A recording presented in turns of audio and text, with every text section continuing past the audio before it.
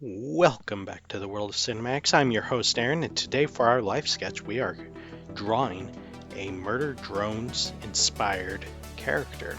I don't have a name for this guy, but I did like the idea of it being a detective, since Murder Drones ultimately is a mystery, as well as being a spoof on horror, although there are very bone-chilling moments, especially in the latest episode. Don't want to give that away, of course. But the thing I wanted to talk about today wasn't so much about the lore, but rather the idea of detective stories in general. What makes them so good? And something I've always enjoyed is, especially in film, or even in any other type of media, there's always that one detail that gives away who or what is causing the issue, the mystery, and you know it can't be the most obvious thing for the most part, because that is usually what they call a red herring, the literary device that tells you, hey, if it's this, then it's probably something else. A good example of this is actually in the movie Hoodwinked.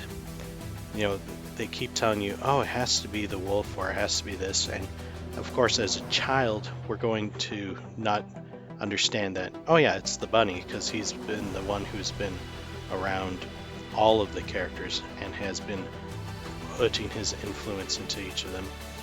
And with that, you have to keep in mind that there are things that are happening in Murder Drones that are giving us hints as to what each of these things are. So they're pointing directly towards Uzi's mother having something special about her.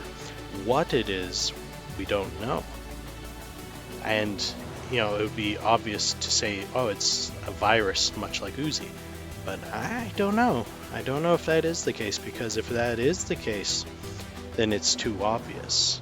So what's the red herring? I think that Uzi's mom, being the one with the virus similar to Uzi, is the red herring. So the real question is what is she actually involved in? Her father, apparently, he's pretty much a coward, as established in the very first episode, and his love affair for doors. So what is the real purpose? What is the actual cause for his fear? Not just because of the murder drones, because that's pretty obvious. You know, everyone's afraid of those. But there's got to be something else. Anyways, just a few thoughts there. If you like what you see, remember to like, share, and subscribe. And remember, guys, to be good and do good. And I hope you have a good rest of the day, evening, or afternoon. All right, bye.